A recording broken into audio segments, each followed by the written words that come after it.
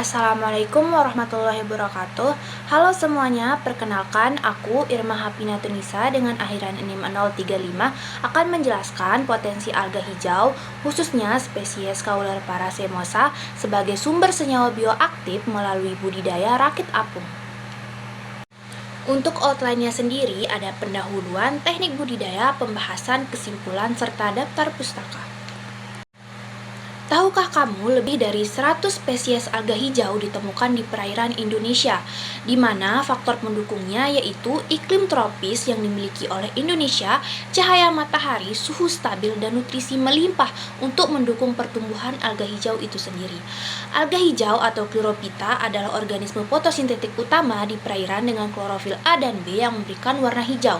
Sebagai produsen primer, mereka menghasilkan oksigen dan nutrisi penting bagi ekosistem akuatik. Morfologi dari alga hijau itu sendiri bervariasi dari uniseluler hingga multiseluler. Dengan alga hijau sendiri hidup di perairan tawar hingga laut. Salah satu contoh spesies dari alga hijau adalah Cauler paracemosa atau anggur laut yang memiliki nilai ekologi dan ekonomis tinggi yang dapat dimanfaatkan. Dengan teknik budidaya yang biasa digunakan adalah metode rakit apung dengan meningkatkan efisiensi dan skala produksi dari alga hijau itu sendiri. Alga hijau sendiri memiliki potensi yang besar dalam bidang ekonomi, khususnya di industri makanan, kesehatan, dan kosmetik, di mana kandungan bioaktifnya menjadikan alga hijau bernilai tinggi dan relevan untuk pasar domestik hingga ekspor. Salah satu teknik budidaya untuk membudidayakan alga hijau adalah teknik rakit apung, di mana teknik ini adalah metode inovatif untuk menanam alga hijau di laut dangkal menggunakan alat terapung agar tanaman berada di zona fotik atau cukup cahaya untuk berfotosintesis. Di mana rakitnya sendiri dibuat dari bahan bambu karena ringan, kuat, dan murah, dan alternatif lainnya bisa menggunakan pipa PVC untuk yang lebih tahan lama dengan jaring nilon ukuran 2-3 cm digunakan sebagai media tanam agar alga tetap terendam dan mendapatkan sirkulasi air yang baik. Lokasi idealnya berada di perairan tenang seperti teluk atau laguna dengan cahaya matahari minimal 6-8 jam sehari. Teknik budidaya rakit apung sendiri memiliki beberapa keunggulan dan tantangan yang harus dihadapinya. Salah satu keunggulannya adalah biaya lebih rendah dari 70% sistem modern, serta ramah lingkungan dan membantu kualitas perairan dengan menyerap CO2 dan melepaskan O2. Teknik ini juga mudah dioperasikan sehingga cocok untuk skala kecil dan usaha keluarga. Namun tantangan yang harus dihadapinya adalah rentan terhadap cuaca ekstrim seperti gelombang dan badai, serta terbatasnya lokasi ideal. Pengaplikasian dari teknik budidaya ini adalah yang pertama itu pemilihan bibit, di mana bibit yang dipilih adalah bibit sehat berwarna hijau segar dengan panjang 10-15 cm yang ditanam kurang dari 6 jam setelah panen. Seterusnya ada penanaman, di mana bibit diikat ke jaring dengan jarak tanam 20-25 cm dan dengan kedalaman 30-50 cm agar tetap terendam saat surut ekstrim. Dan pemeliharaan yang dilakukan adalah dilakukan tiap 7-10 hari, mencakup pembersihan dan monitoring kualitas air. Setelahnya adalah panen yang dilakukan setelah 30-45 hari dengan teknik potong selektif, memungkinkan panen ulang tiap 3-4 minggu tanpa penanaman ulang. Cauler paracemosa atau yang biasa dikenal sebagai anggur laut ini memiliki potensi industri yang sangat signifikan, di mana tumbuhan ini memiliki nilai ekonomi tinggi dengan pemanfaatan yang sangat beragam, mulai dari pangan, kosmetik, hingga suplemen kesehatan. Pertama, di sektor pangan, anggur laut ini biasa dikonsumsi langsung sebagai salad laut karena teksturnya yang mirip kaviar dan kandungan nutrisi yang sangat tinggi seperti protein, vitamin, dan serat mineral.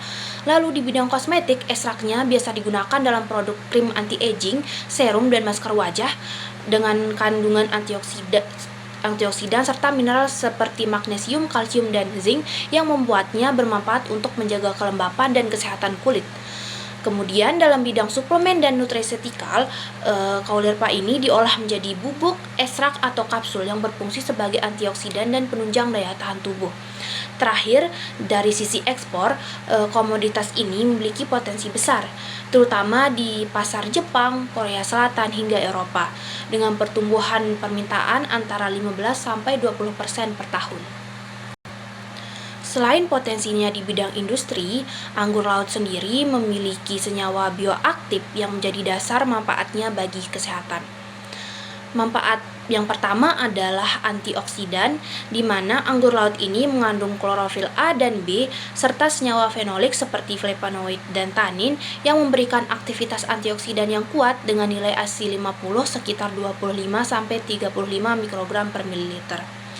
Selanjutnya, ia juga memiliki efek anti kanker melalui senyawa caulerpenin dan caulerpicin. Senyawa ini mampu memicu kematian sel kanker seperti tanpa merusak sel normal. Kemudian ada aktivitas antiinflamasi dan imunomodulator, di mana kandungan polisakarida sulfat yang dimilikinya mampu berperan dalam menekan peradangan melalui penghambatan sitokin seperti TNF-alpha serta membantu regulasi sistem imun. Terakhir, anggur laut ini juga memiliki potensi antibakteri, di mana dia efektif dalam menghambat bakteri Staphylococcus aureus E. coli dan P. aeruginosa dengan cara merusak dinding dan membran sel bakteri tersebut. Selanjutnya, pada tabel dapat dilihat perbandingan 3 teknik budidaya dari Caulerpa racemosa atau yang biasa disebut sebagai anggur laut, yaitu rakit apung, tambak, dan lepas dasar, di mana rakit apung sendiri paling hemat biaya dan fleksibel untuk berbagai kedalaman laut, di mana kontrol lingkungannya terbatas tapi produktivitasnya cukup baik, sekitar 15-25 kg per meter persegi. Tambak menawarkan kontrol penuh terhadap kondisi air dan produktivitas tertinggi hingga 40 kg per meter persegi, namun biaya pembangunannya sangat tinggi dan hanya cocok di lokasi dekat pantai. Sementara lepas dasar adalah metode termurah, tapi paling bergantung pada kondisi alam, serta produktivitasnya rendah dan kualitas hasilnya tidak stabil. Jadi setiap metode punya kelebihan dan kekurangan yang perlu disesuaikan dengan lokasi dan tujuan budidayanya. Dari hal tersebut dapat diambil kesimpulan bahwa alga hijau, khususnya Caulerpa racemosa atau yang biasa dikenal sebagai anggur laut, memiliki nilai ekonomi dan kesehatan yang tinggi, menjadikannya komoditas potensial untuk dikembangkan, di mana teknik budidayanya seperti rakit apung terbukti efektif diterapkan di perairan Indonesia yang kaya akan keanekaragaman hayatinya.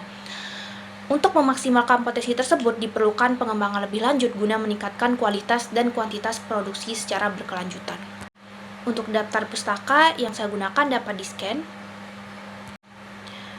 Terima kasih atas perhatiannya. Sekian presentasi dari saya mengenai alga hijau. Jika ada kesalahan mohon dimaafkan, dan apabila ada hal yang dibingungkan bisa ditulis di kolom komentar. Terima kasih.